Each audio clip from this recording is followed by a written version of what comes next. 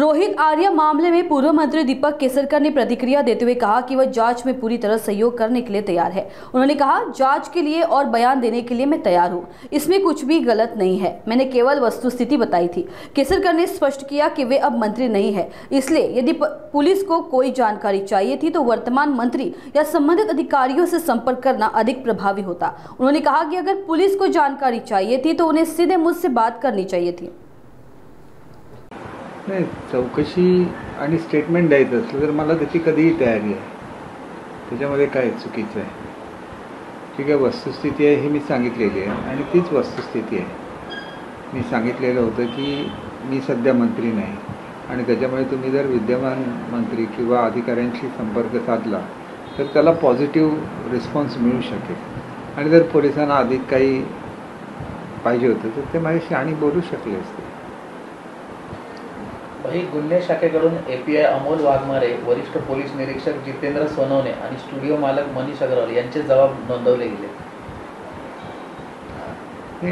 जबाब बघा, जिथं पोलिसांना सहकार्याची आवश्यकता आहे तिथं प्रत्येक नागरिकांनी सहकार्य केलंच पाहिजे असं माझं स्वतःचं मत आहे। त्याच्यामुळे जे काय स्टेटमेंट आहे ते मी अवश्य देईन।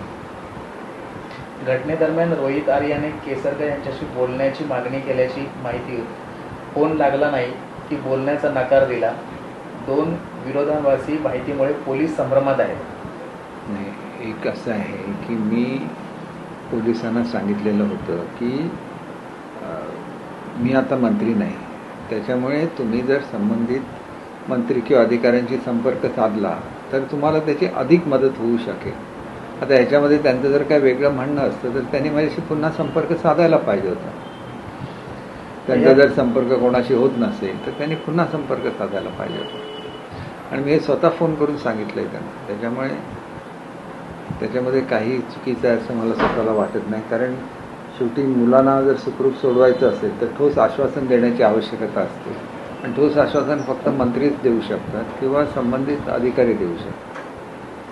या प्रकरणाशी संबंधित अधिकारी, स्टुडिओ मालक आणि घटनेदरम्यान स्टुडिओला भेट दिलेल्या कलाकारांनाही समन बजावण्यात चौकशीसाठी हजर राहण्याचे आदेश दिले।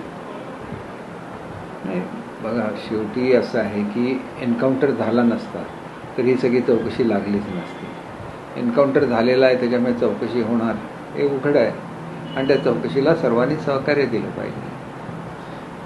गुन्हे शाखेकडून सविस्तर तपास सुरू आहे। वाटाघाटी सहभागी अधिकाऱ्यांचे जबाब नोंदवले जात आहेत।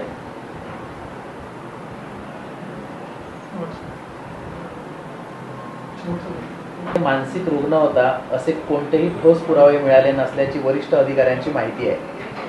नाही, मी त्यांना कधीच मानसिक रुग्ण म्हटलेलं नाही, त्याच्यामुळे मला हा प्रश्न विचारणं चुकीचं आहे।